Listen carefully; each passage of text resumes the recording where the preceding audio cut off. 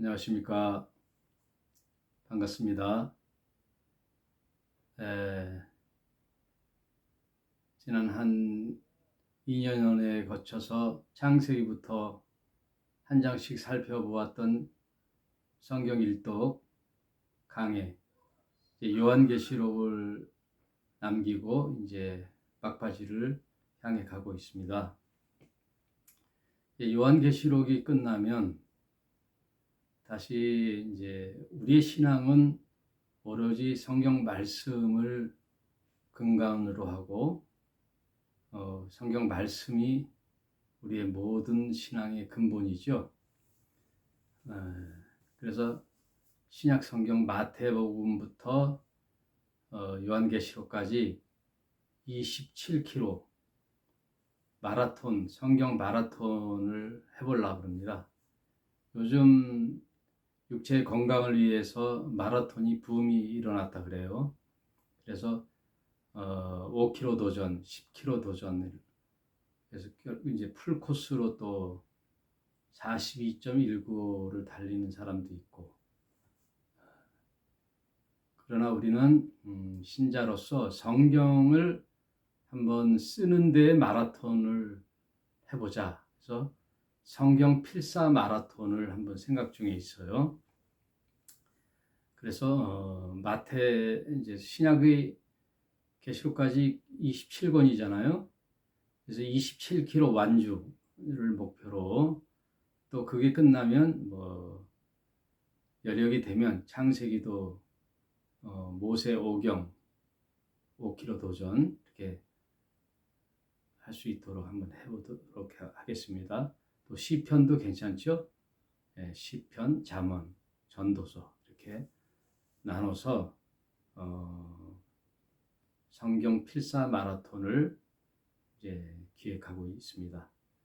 이제 요한계시록을 끝으로 성경 일독 강해를 마치도록 하는데요. 요한계시록은 말도 많고 탈도 많죠. 모든 이단 사이비들이 요한계시록을 가지고 자기들의 주관적인 해석, 아전인수격의 해석, 그래서 많은 이단과 사이비들이 요한계시록 가지고 사람들을 미혹하고 자신들의 아성을 쌓고 전혀 하나님의 뜻과는 관계없이 많은 젊은이들과 사람들을 신앙의 유혹에 미혹에 빠뜨리고 있습니다. 그렇다고 해서 정통교회나 참 신자들이 요한계시록을 깊이 해야 된다? 그것도 말이 안 맞죠.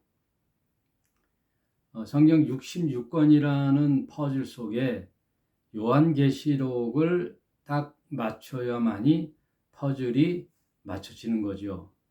그래서 성경 전체를 창조, 타락, 구원, 종말이라는 네 가지 테마 속에 쓰여져 있죠. 그래서 제가 한 5년 전까지만 해도 군소신학교에서 한 3군데 신학교 강의를 뭐 복음서도 했지만 계시록을 중심으로 또 가르치기도 했어요. 그리고 예전에 우리 성도들은 요한계시록을 가지고 한번 또 노트를 만들어서 자세히 풀어보기도 했죠. 그리고 신학교 제자들이 졸업을 하고도 계시록을 좀 깊이 공부하고 싶다 해가지고 소그룹으로 서산 같은데 모였을 때 제가 서산까지 출장 가서 강의하는 요한계시록 한 권 가지고 서로 공부하는 그런 시간도 가졌었더랬습니다. 이제 요한계시록을 일단 들어가기 전에 겁부터 내면 안 돼요. 요한계시록은 그 골조나 구조 또 내용을 살펴보면 그렇게 어렵지는 않아요. 하나님 말씀이 그래요. 하나님 말씀이 뭐 깊이 있는 말씀도 있고 연구를 해야 깨달는 말씀도 있지만 대체로 성경 전체는 하나님께서 우리에게 주신 구원의 책이기 때문에 그렇게 어렵지가 않아요. 그리고 그 하나님이 우리 자녀들에게 쓴 편지와 같은 말씀이기 때문에 편지를 그렇게 어렵게 썼다면은 사실 그 취지에 맞지가 않죠. 그러니 성경 속의 어려운 구절 같은 거는 사실 중요한 메시지가 아니에요. 하나님이 우리 인간을 향하여 성경을 통하여 당신을 알고 또 구원의 계획을 알고 참 진리의 삶이 무엇인지를 안다면 그 말씀은 단순하면서도 쉬워요. 그래야 많은 사람들이 성경을 통하여 구원의 길로 들었을 거 아닙니까? 성경이 어렵다고 하는 것은 아마도 많은 목회자들이 그렇게 호도할 수 있고 또 공부를 많이 한 신학자나 목회자들이 비싼 등록금 내고 유학을 갔다 왔을 때 뭐 원어라 그래서 뭐 헬라어, 히브리어, 뭐 영어 또 논문 같은 형식의 난제들 이런 것들을 어렵게 풀기 때문에 등록금 값을 빼야죠. 그렇기 때문에 성경을 어렵게 해석하고 뭐 마치 혼자 깨달은 양 성경을 자기가 풀었다, 쪼갠다 그러기도 하고 성경을 잘 풀다 이런 자들은 사실 그렇게 중요한 메시지들이 아니에요.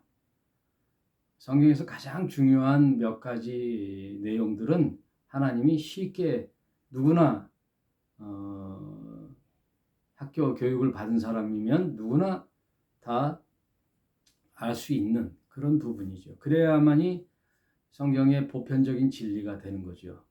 누구에게나 구원의 길이 성경을 통하여 깨달을 수 있어야 되겠죠. 그럼 요한계시록은 어떻게? 첫째, 참 쉽다. 왜 어렵느냐? 어렵다고 생각하느냐? 그거는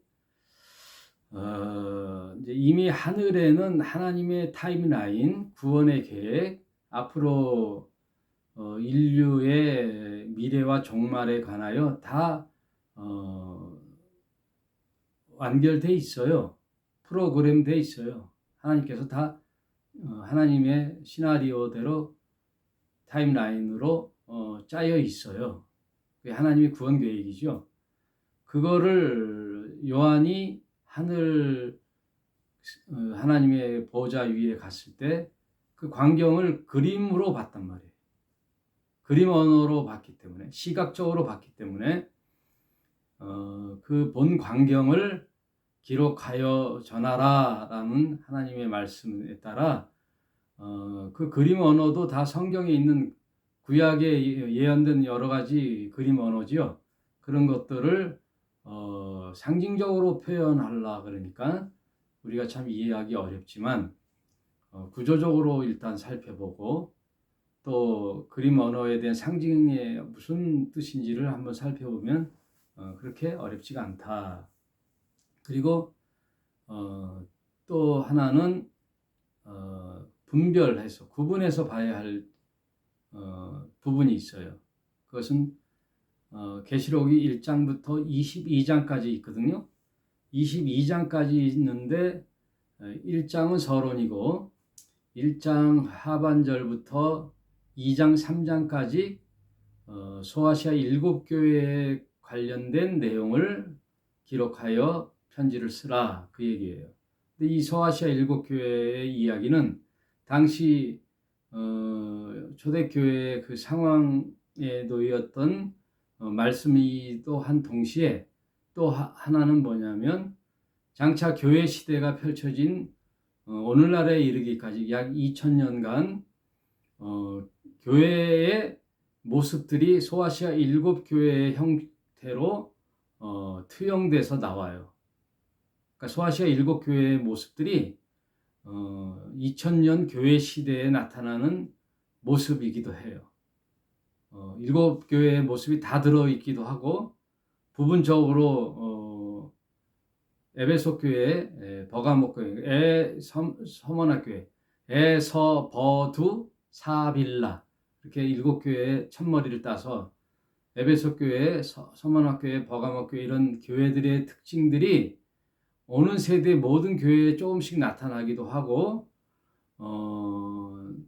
그 연대별로, 분기별로 두드러지게 나타나는 것이 7교회 형태로 나타난다. 그래서 쉽게 말하면 지금 현대 교회가 라오디게아 교회의 형태가 두드러지게 나타난다.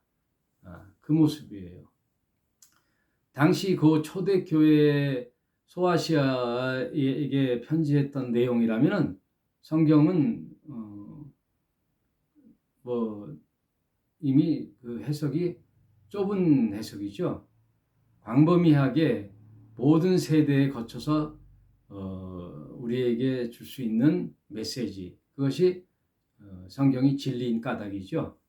그래서 소아시아 7교회의 형태가 전반적으로 2000년간의 교회 시대에 나타났다. 그리고 3장까지죠. 그리고 4장, 5장은 요한아 일리로 올라오라 했을 때 하늘 보좌의 광경을 요한이 봤을 때 거기에는 하나님 어자가 있고 그 보좌 우편에 어린 양 예수께서 서 계시는데 그 임봉된 작은 책을 받는 장면, 봉인된 책을 예수께서 건네받아 그 봉인을 푸는 그 모습들이 그 하나님의 보좌와 그 어린 양 예수, 그리고 24장로, 이런 하늘 광경을 비추는, 소개하는 모습들이 4장 5장에 있어요. 4장 5장. 그래서 이제 이미 봉인을 떼기 시작하는 그 순간을 기록했죠. 그리고 이제 6장부터 16장까지가 인, 나팔, 대접, 재앙, 이 세 가지 소환란, 대환란, 그것이 7년 동안 일어날 일들을 6장부터 16장까지 기록했는데, 그거는 여러 가지 해석이 있어요. 각기 주장하는 게 있는데 저는 교회는 없다, 그렇게 해석하고 있어요. 그 근거가 있어요. 교회는 2장 3장까지, 그리고 6장부터는 교회 이야기가 아니라 이스라엘의 이야기다. 교회는 휴거되고 이 지구상에 남은 것은 하나님의 선민 백성이었던 이스라엘과 또 거기에 구원받지 못한 이방인들이 남아있는데 그들에 대한 하나님의 심판과 구원. 여러분, 심판만 있는 게 아니에요. 항상 심판과 구원은 동전의 양면처럼 함께 동행하죠. 함께 가죠. 구원이 있는 곳에 심판이 있고 심판이 있는 곳에 구원이 있는 거예요. 그래서 이스라엘을 그때 회복시키는 그게 7년 대환란 속에 있는 거죠. 그리고 나서 17장, 18장은 이 세상이 이렇게 어지럽게 되고 죄로 관영되고 고난과 질병, 고통, 환란, 그리고 결국은 죽음, 이런 모든 것들이 누구가 그렇게 배후에서 조종했느냐? 원인 제공자가 누구냐? 바로 사탄이죠.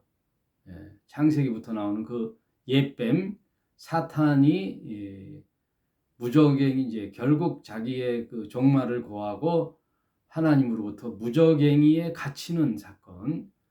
이제 사탄의 활동이 끝나고 하나님께서 그 모든 사탄의 무리들, 두 짐승들, 그것들을 사탄들을 무적행위에 가두게 되는 그 사건이, 그래서 바벨론 성이 무너졌도다 무너졌도다 큰 성 바벨론이여 하면서 이제 그 장면이 18장까지 나오고요.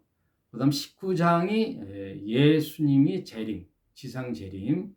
그래서 교회에 구원받은 백성들과, 그리고 또 유대 그 7년 대환란 속에 구원받았던 14만 4천과 그 나머지 허다한 무리들이 천년 왕국에 들어가는 주님의 지상 재림이 계시록 19장에 있죠. 그 19장에서 쭉 이제 열거하고, 거기서 천년 왕국이 시작되죠. 주님의 지상 재림과 함께 주님이 다스리는 천년 왕국의 시대가 도래하죠. 그래서 천년 왕국이 끝나고 백보자 심판이라는, 그때 잠시 무적행에서 사탄이 풀려나서 이제 최후의 심판을 받는 불못에 들어가는 장면들이 계시록 20장, 21장 이렇게 나오죠. 그리고 이제 사탄의 존재와 그를 따르던 짐승들과 거짓 선지자들이 완전히 불못에서 소멸되는 그런 사건이 있은 후에 이 땅의 천년왕국이 끝나고 하나님이 원하였던 이 세계가 이제 종말을 구하니, 지난 옛 하늘과 땅은 사라지고 새 하늘과 새 땅이 도래되는, 즉 종말은 다시 새로운 세계의 열림으로 연속성이 있는 거죠. 그래서 하나님이 약속하신 새 하늘과 새 땅, 그 새로운 피조물, 그 세계가 하나님 나라로 이주하는 그런 모든 내용이 22장의 결론 부분으로 나타나죠. 그걸로 해서 이제 성경이 마무리되는 거예요. 요한계시록이. 그래서 여러분, 창세기는 모든 것의 기원이 있죠. 인간의 기원, 우주 만물의 기원, 또 사탄의 등장, 사탄의 기원, 죄의 기원, 그래서 인류의 기원, 이런 것들을 통하여 이제 마지막 종말 계시록에는 그것들의 종말의 모든 종말이 끝은 어떻게 되는가, 그게 기록돼야만이 성경이 진리의 책이에요. 처음은 있는데 끝이 없다? 그건 안 되죠. 그리고 인류의 모든 세대에 적용돼야 되죠. 인간의 시작과 인간의 끝에 하나님이 관여되고 하나님이 구원이 펼쳐지는 게 진리지, 어느 세대의 이유만 적용돼서는 그건 진리가 안 되죠. 그러므로 모든 종교가 역사의 중간 시기에 발생됐기 때문에 그 종교는 진리가 될 수가 없어요. 왜냐? 그 이전 세대의 사람들에게는 뭐를 통하여 구원을 주고 뭐를 어떻게 살아야 되는 그 가르침이 없잖아요. 그게 부족하니 그게 무슨 진리예요? 진리는 모든 것에 적용이 되고 모든 인류에게 그 말씀이 효력을 발생해야 그건 진리의 책이 되는 거예요. 진리란 그렇게 간단한 거예요. 복잡하지가 않아요. 모든 세대에 적용되고 누구에게나 적용되고, 그리고 참이어야 되고 참 윤리여야 되고 거짓이 없어야 되고, 그러나 다른 종교에서 보면은 독특한 사람, 특출난 사람, 특별한 사람, 모든 고행이나 수련을 통해서 그것을 각성하고 깨달은 자, 이런 자들만 알면 그건 진리가 될 수가 없어요. 남녀노소 많이 배우고 덜 배우고, 부유한 자나 가난한 자나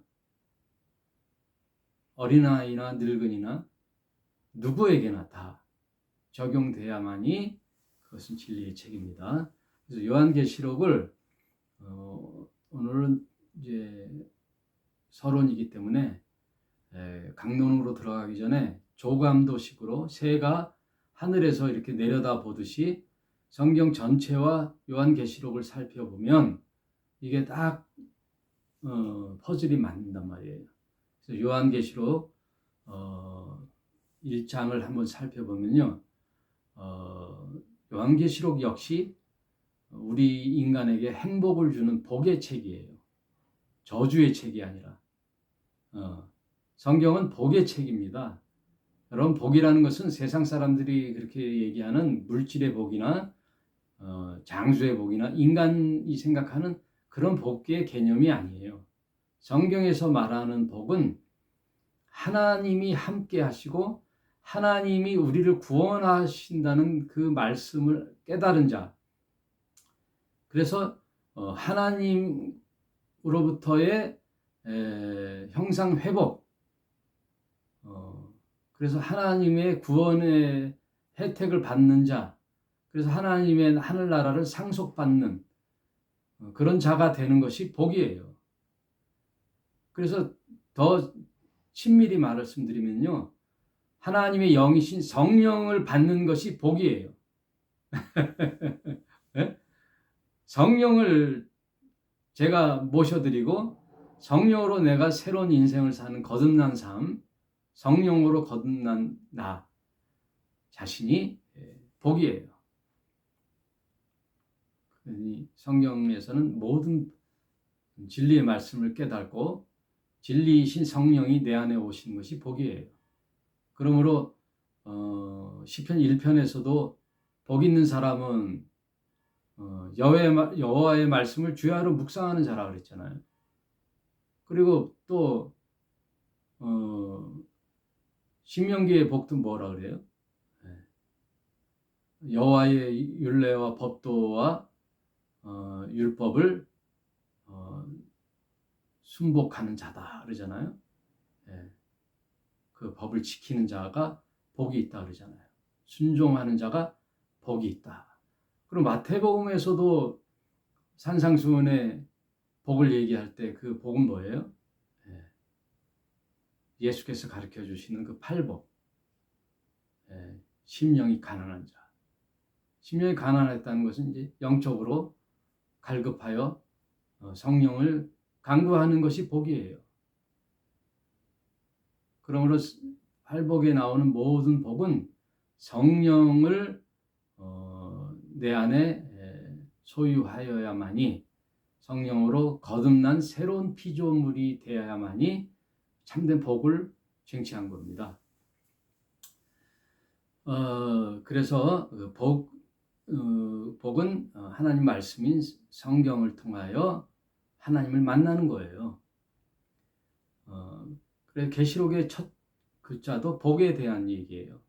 그래서 계시록 1장 3절에 보면 이 예언의 말씀을 읽는 자와 또 듣는 자들과 그 가운데 기록한 것을 지키는 자들이 복이 있나니 때가 가까움이라.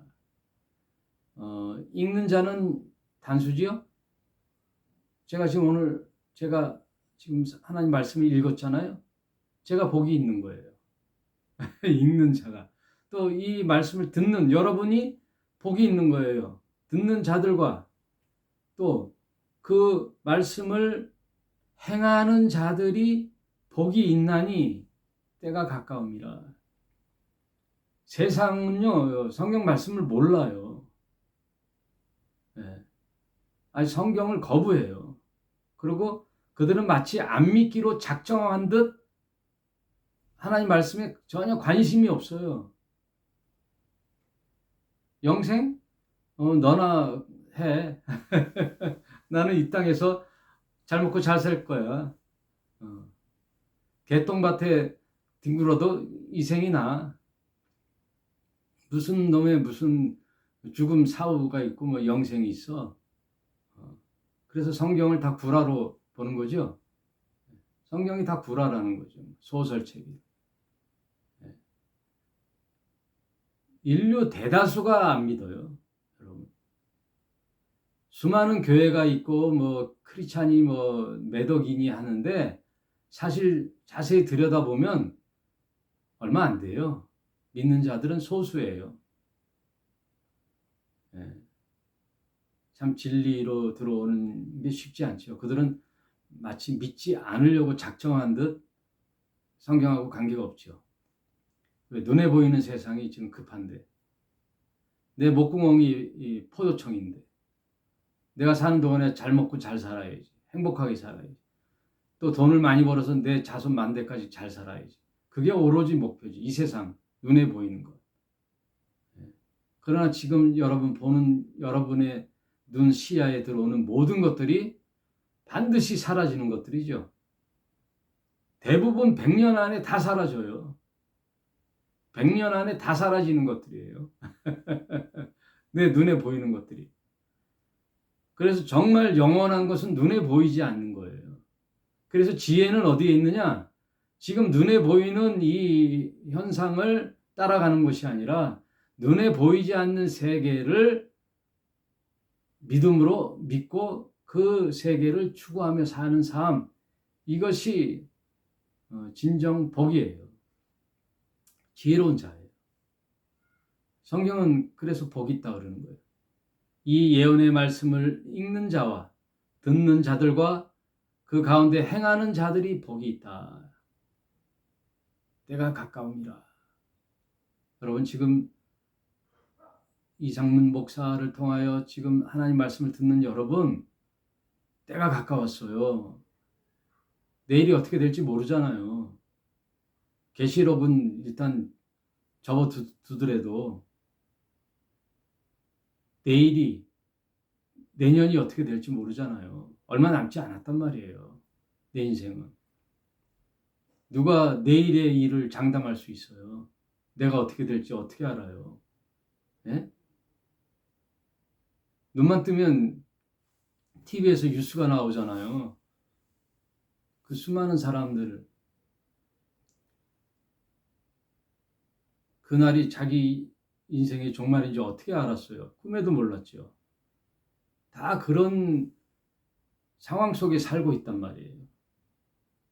그러나 인간이 지혜로운 것 같았는데 얼마나 미련한지 마치 천년을 살 것처럼 생각하고 산다니까요. 마치 죽지 않을 것처럼 산다니까요.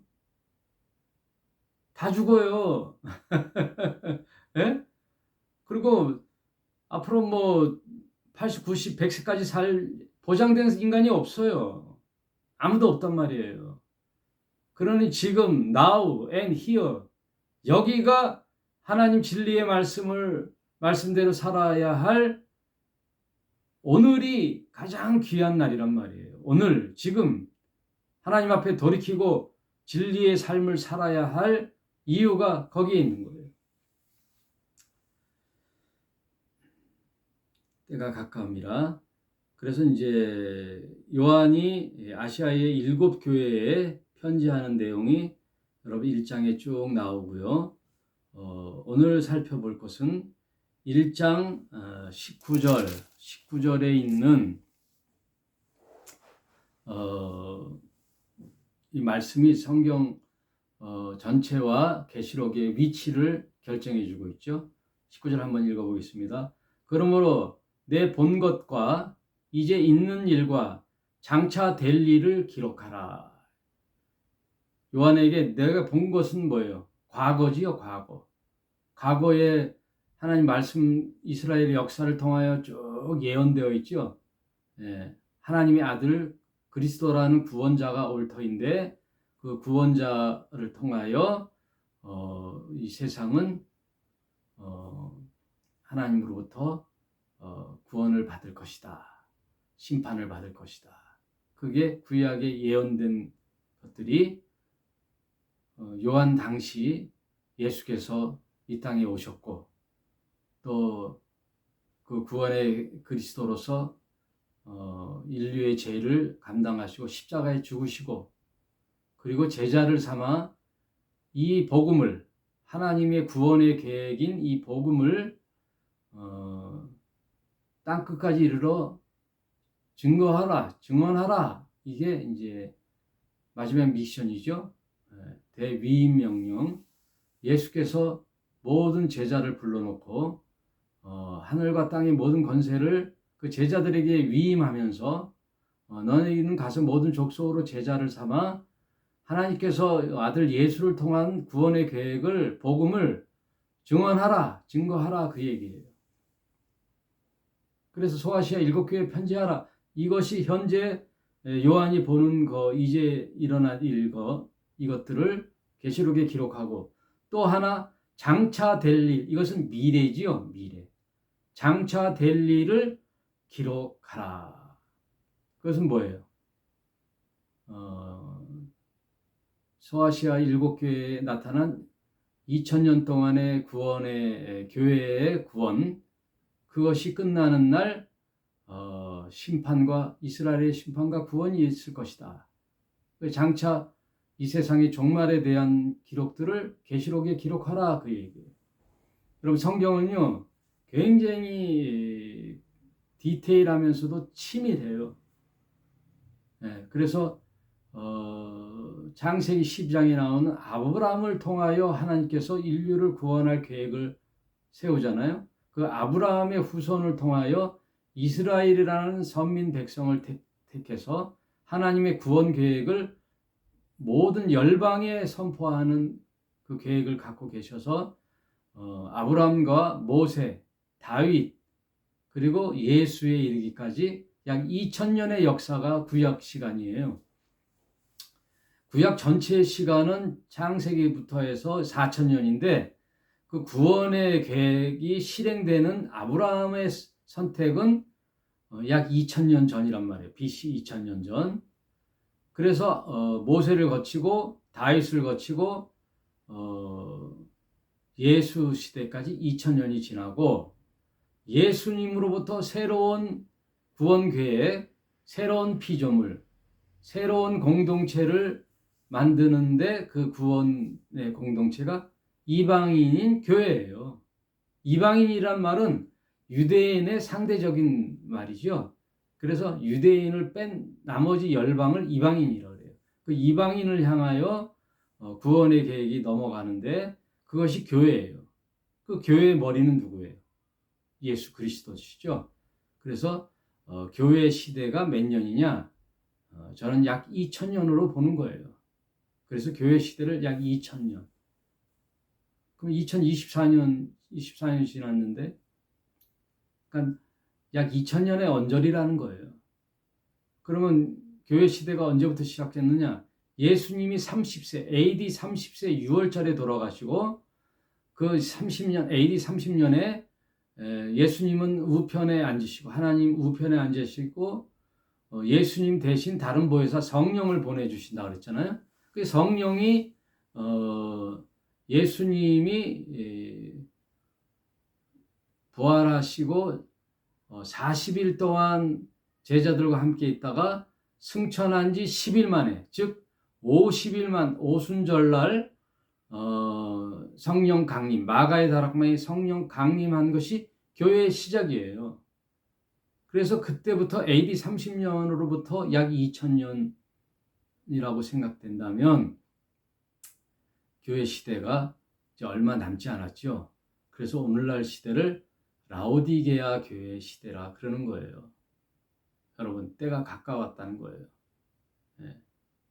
교회의 충만한 수, 바울이 얘기한 로마서에 교회의 이방인의 구원의 숫자가 충만한 수가 차면 이제 교회는 휴거하고 그리고 유대인의 회복이 열리는 거죠. 여러분, 그래서 휴거란 말은 이방인의 사도인 바울의 편지에만 있는 거예요. 바울의 서신서인 데살로니가서에 휴거라는 말이 있어요. 그러면 휴거가 있을 수 있어요? 사람이 어떻게 하늘로 이렇게 들림 받아요? 그래야 진리인 거예요. 우리 사람이 3차원 세계에서의 이해만 되는 책이면 이거는 소설이에요. 그냥 인문학 책이지 무슨 하나님이 만드신 책이에요. 인간이 생각하지 못하는 초월적 일들이 일어나야 성경 진리인 거예요. 하나님의 말씀인 거예요. 그래서 성경은 창세기 1장 1절 태초에 하나님이 천지를 창조하시니라부터 믿는 것이에요. 네? 그래서 요번에 인사청문회 그 인권위원회 위원장 인사청문회 때 안창호라는 분이 창조론을 믿고 자기는 빅뱅이나 진화론을 믿지 않는다. 그걸 뭐 공직자로서 개인이 나와 공직자는 다르다 해서 얘기할 수도 있으나 자기의 양심의 종교의 자유를 거스를 수 없어서 그렇게 얘기할 수도 있는 거죠. 그러나 우리가 성경을 믿는 우리는 창조론을 믿는 거예요. 진화론을 믿지 않아요. 진화론이 뭐예요? 아베바에서 원숭이에서 사람? 그 유전 인자가 다 틀린데 비슷은 하지만 완전히 틀리잖아요. 염색체가. 네? 그리고 빅뱅이라는 어떠한 재료에서 폭발해서 생기니까 유에서 유로 창조된 것은 증명할 수가 없는 거예요. 왜? 유에서 유를 증명했다면 그 유는 어디서 왔냐 이거예요.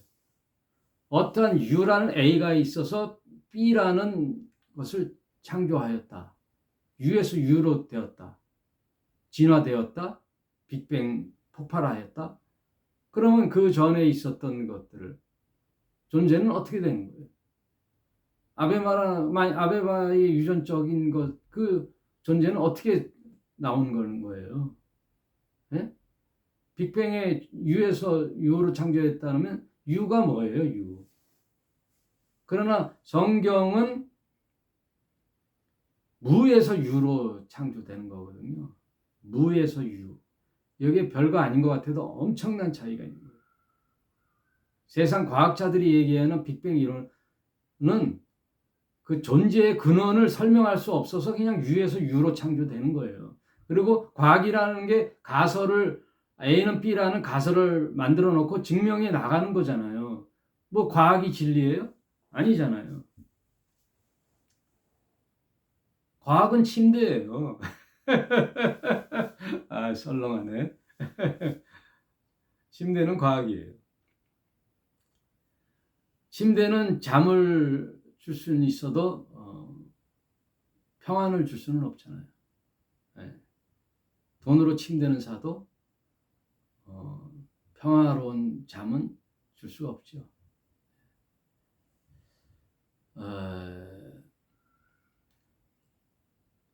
그러니 성경을 믿는 신자는 태초에 하나님이 천지를 창조하셨다라는 그 얘기부터 믿고 들어가는 거거든요.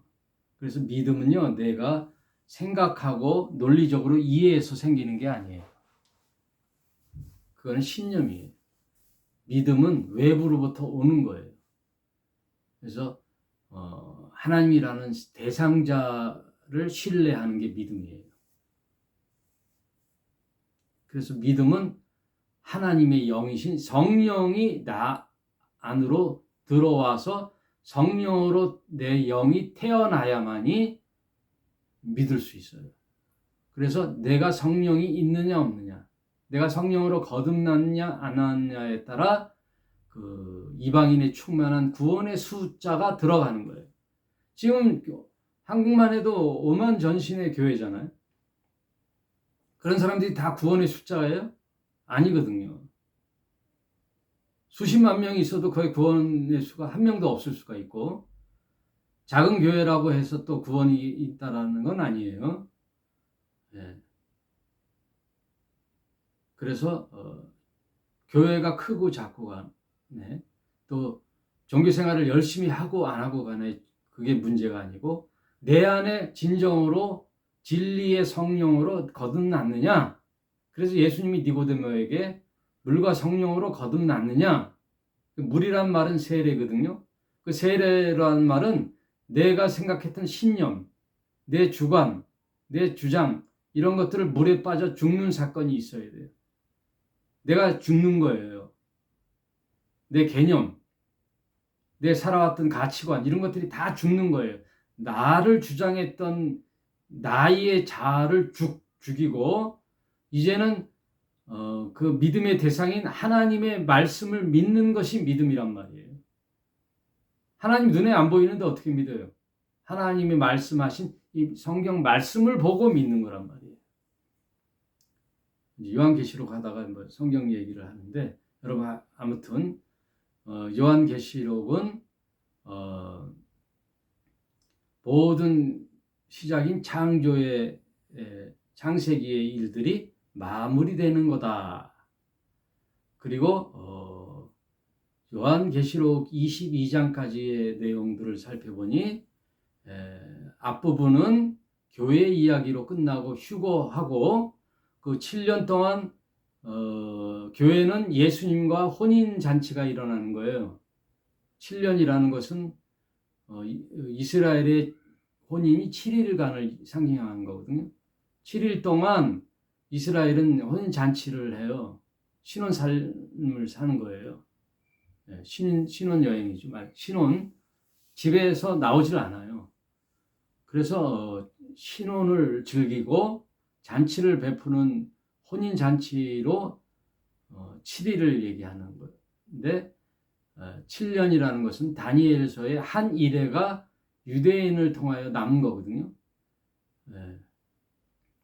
69이레까지 그리스도가 끊어지고 그리스도를 죽게 한 유대인들에게는 종말의 한 이레가 남은 거예요. 약 2000년간 약 2000년이 1948년에 이스라엘이 독립을 했으니까 약 2000년간 이스라엘이 버림을 받았다가 이제 종말의 한 이레 때 하나님이 먼저 선민 백성으로 택했던 이스라엘 백성에게 자비를 베푸셔서 한 이레 7년 동안 이스라엘을 구원해 주는 이 사건이 7년 대환란이에요. 그래서 구원과 심판은 동의어다. 7년 대환란을 통하여 이스라엘 백성이 구원받는 거예요. 그래서 거기에 12지파 이야기가 나오고 한 지파당 12,000명씩 그래서 14만 4천의 구원의 수와 거기에 교회에 속하지 않았던 이방인들이 허다한 무리가 구원받는 사건이 7년 대환란 속에 있단 말이에요. 그런데 그것이 뭐 대한민국이니 뭐 12지파가 한국에 있느니 우리가 영적 이스라엘이니 또 안식일 교회처럼 뭐 계시록을 풀고 그래서 모든 사이비 이단들이 계시록을 잘못 해석함으로써 성경을 삐뚤어 나간 거잖아요. 그래서 이 단이란 말이 다를리 끝단자예요. 성경 앞부분이 다 같더라도 요한계시록을 달리 풀므로 꼬리가 틀린 거예요. 끝단자, 끝이 다른 거예요. 그래서 영적 이스라엘이 우리나라라는 자기네 소속인 교단이라니 그래서 그 두 증인이 나오거든요. 유대인들을 구원하는 두 증인이 나오는데 그 두 증인이 우리다, 나다 그런 종파가 있어요. 그거는 아전인수격인 해석이에요. 그래서 성경은 굉장히 이 계시록은 간단해요. 상반부는 교회 이야기, 휴거하고 없어요. 이 땅에는 7년 대환란 동안에 유대인과 남은 이방인의 구원의 심판, 그걸 통하여 16장까지 끝나면 아까도 말씀드렸듯이 마귀의 무리들이 옛뱀 마귀 사탄 무리들이 무저갱에 갇히고 예수께서 이 땅에 19장에 재림하셔서 천년왕국의 시간이 흐르고 잠깐 풀려나는 그 순간에 또 사탄을 따르던 자들에게 백보자 심판이 있은 후에 하늘에서 새 예루살렘 도성이 내려오고 그 도성으로 들어가는 모든 새 하늘과 새 땅 속으로 이주하는 그런 모든 계획이 요한계시록 22장까지의 내용이다. 그래서 성경은 하나님의 구속사적 계획을 기록한 책이다. 그러면 계시록은 언제 이야기냐? 그때 있을 종말의 시대에 사는 사람들에 대한 이야기다. 그 얘기예요. 여러분 창세기에 살았던 사람들이 있잖아요. 에녹, 무드셀라, 노아, 가인, 아벨 이런 그 당시에 살았던 그 당시의 인류가 있고 또 구약 시대에 살았던 이스라엘의 민족인 그 시대에 살았던 인류가 있고 예수님 당시에 복음 시대에 살았던 인류가 있듯이 계시록에 종말에 살 인류가 있단 말이에요. 그 인류에 대한 기록이 있어야 이 책은 진리의 책이 되는 거예요. 그러면 오늘날 이 계시록에 읽는 저와 여러분은 그 시대마다 있을 그 인류에 대한 하나님의 메시지를 오늘 나에게 적용해서 오늘 그 시대를 살아가는 거예요. 그래서 에덴 동산에 있었던 아담은 나의 이야기란 말이에요. 나의 이야기. 그 에덴 동산에 내가 있었다는 거예요. 아담 속에 내가 있는 거예요. 그리고 이스라엘 백성이 광야 생활하는 그 교회 출애굽했던 그 사건은 내가 마치 세상에서 살았던 나를 주장하고 살았던 마귀의 종노릇하고 살았던 돈의 종노릇하고 살았던 나의 옛사람 그것이 홍해를 건너고 홍해가 그래서 세례라 그러잖아요. 그리고 광야의 교회 생활을 하는 이런 모든 이야기가 나예요. 그래서 출애굽에 있는 이스라엘 이야기는 나의 이야기, 내 인생 여정이란 말이에요. 그와 마찬가지로 계시록에 있는 그 사건 역시 다 내 이야기예요. 그러니까 이중 의미가 있는 거예요. 그 시대에 사는 사람들의 메시지가 있는 동시에 그 메시지는 오늘날 나의 이야기란 말이에요. 그러므로 오늘 지금 사는 저는 창세기도 살고 계시록도 사는 거예요. 왜? 성경을 읽는 독자이기 때문에. 그렇게 성경을 이해하시고 이제 요한계시록의 큰 그림을 봤잖아요. 어렵지 않죠? 교회의 이야기, 유대인의 이야기, 마귀의 최후의 심판, 주님의 지상 재림, 천년왕국, 새하늘과 새 땅. 간단하잖아요. 그런 일들이 왜 일어났느냐? 요 얘기만 하고 마칠게요. 오늘 11시에 라이브 때는 했는데 마태복음 예수님의 종말론 이야기가 마태복음 23장부터 24장, 25장인데 마태복음 23장 끄트머리에 예수님께서 이스라엘 백성에 대한 심판을 미리 선언을 하셔요. 하나님이 그렇게 사랑했고 택한 백성이던 이스라엘 백성이 하나님 말씀대로 살지 않고 우상을 섬기던 이스라엘 백성의 역사가 있잖아요. 그러면 시대마다 하나님의 종인 선지자들을 보냈는데 그 선지자들을 다 때려 죽이고 고난을 주고 믿지 않았단 말이에요. 돌이키지 않았단 말이에요. 근데 왕이신 하나님을 배신하고 우리에게도 인간 왕을 주소서 했은 이스라엘 백성들, 그리고 다 자기의 소견대로 살았던 이스라엘 백성들, 끝내는 바벨론 포로까지 됐는데도 돌이키지 않는 이스라엘 백성을 향하여 하나님께서 이제 아들 예수를 보내셨는데 그 예수마저도 이스라엘 백성들이 어떻게 해요? 잡아 십자가에 매달으라고 지금 이제 죽이려고 하는 상황이었잖아요. 그때 뭐라 그래요? 이스라엘의 왕은 하나님이잖아요. 근데 뭐라 그래요? 우리의 왕은 가이사입니다. 그러잖아요. 요한복음에 나오죠. 저 예수를 십자가에 매달라 죽이소서. 우리의 왕은 가이사입니다. 그러잖아요. 가이사. 우리의 왕은 가이사. 그게 무슨 선민 백성이에요. 거기에 이미 이제 유대인의 종말이 온 거예요. 그래서 예수께서 뭐라 그러냐면은 35절에 34절부터 읽을까요? 그러므로 내가 너희에게 선지자들과 지혜 있는 자들과 서기관들을 보내매 너희가 그 중에 더러는 죽이고 십자가에 못 박고 그 중에는 더러는 너희 회당에서 책찍질을 하고 그 동네에서 저 동네로 구박하였느니라. 그러므로 의인 아벨의 피로부터 성전 제단에서 사이에서 너희가 돌로 쳐 죽인 바가랴의 아들 사가랴. 그럼 의인 아벨은 뭐예요? 최초의 순교자 가인이 죽인 아벨의 피가 계속 흘러내려 언제까지 이스라엘 백성이 성전 뜰에서 우상을 섬기지 말라고 외쳤던 사가랴가 스가랴예요. 스가랴를 돌로 쳐 죽이는 그 피가 땅 위에 흘린 의로운 피가 다 너희에게로 돌아가리라. 내가 진실로 너희에게 이르는 이것이 다 이 세대에 돌아가리라. 예루살렘아 예루살렘아 선지자들을 죽이고 너희에게 파송된 자들을 돌로 치는 자여 암탉이 그 새끼를 날개 아래 모은 것 같이 내가 너의 자녀들을 모으려고 한 일이 몇 번이냐.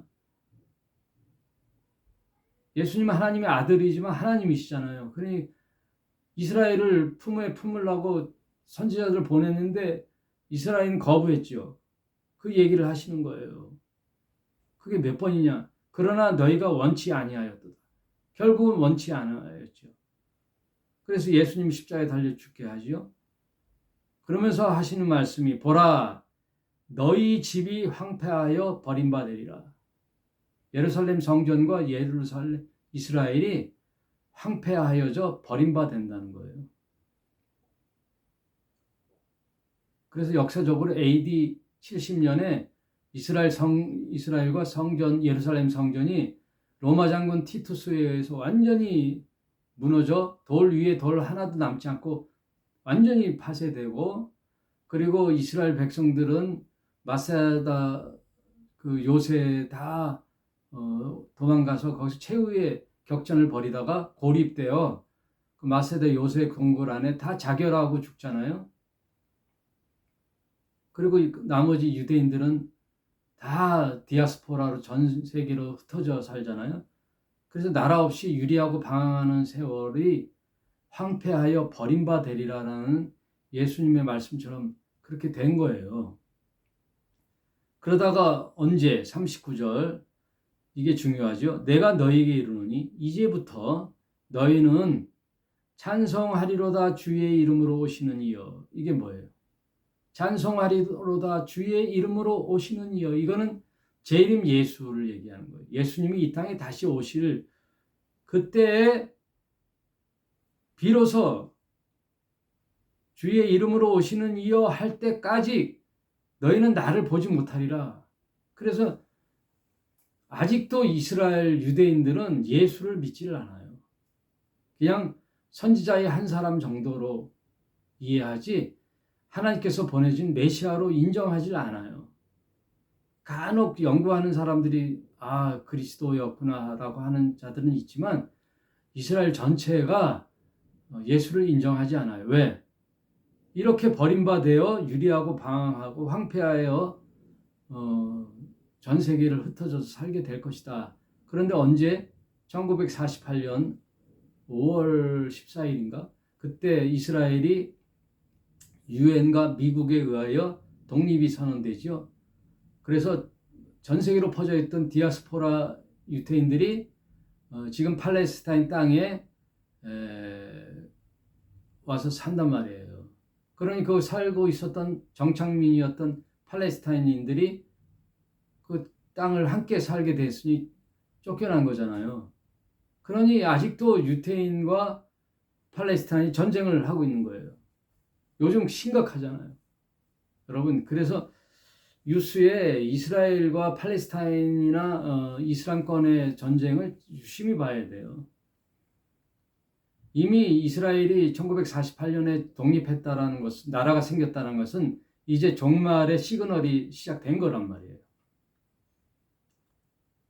그러면 이제 곧 예수님이 재림하실 때까지 찬송하리로다 주의 이름으로 오시는 이여 그때까지 너희는 나를 보지 못할 것이다 했는데 이제는 재림하기 전에는 예수님은 이제 돌이켜야 되잖아요. 하나님으로부터 구원받아야 되잖아요. 그게 7년 대환란을 통하여 이제 많은 자들이 돌이키게 되고 주의 이름으로 오시는 재림 예수님을 맞게 된다는 거예요. 이게 예수님의 종말론의 이야기와 계시록이 이렇게 일맥상통한단 말이에요. 여러분 이제 정리하도록 하겠습니다. 성경은 항상 D-Day 그날을 많이 구약도 그날 크고 두려운 날 여호와의 날 예. 앞으로 전무후무한 창세 이후에 전무후무한 크고 두려운 날 그날이 언제예요? 예. 7년 대환란 속에 오는 마지막 종말 예수님의 지상 재림 그날이 이제 다가오고 있어요.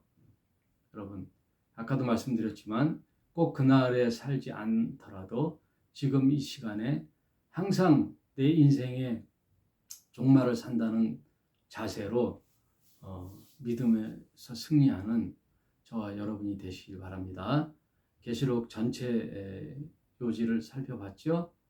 예, 이제 다음 시간부터는 한 장 한 장 살펴보면서 세부적으로 들어가도록 하겠습니다. 오늘 계시록 첫째 시간 전체 요지를 살펴보았습니다. 감사합니다.